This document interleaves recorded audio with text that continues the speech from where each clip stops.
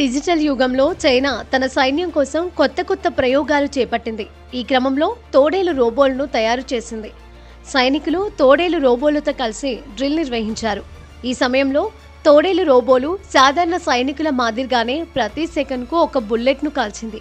ఇది చైనా సైన్యాన్ని ultra modern గా మార్చడానికి చేసిన ప్రయత్నం. ఇందులో భాగంగా చైనా సైన్యం రోబోటిక్ తోడేళ్లతో ప్రాక్టీస్ చేసింది.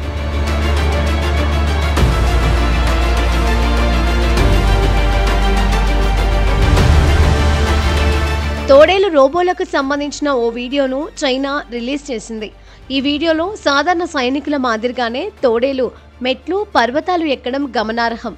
గుట్టల్లోనూ ఆపరేషన్లు చేపడుతున్నాయి. ఆ తర్వాత మంచు ప్రాంతాల్లోనూ సైనికులతో కలిసి తోడేలు రోబోలు విజయవంతంగా drill నిర్వహించాయి.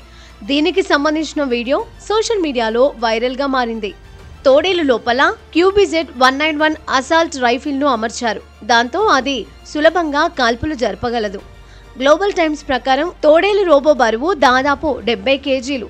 తోడేలును China South Industries Group Corporation తయారు చేసింది. ఇవి లక్ష్యాలను న్యూట్రలైజ్ చేయడంతో పాటు నిఘా కార్యక్రమాలను నిర్వహించగలదు.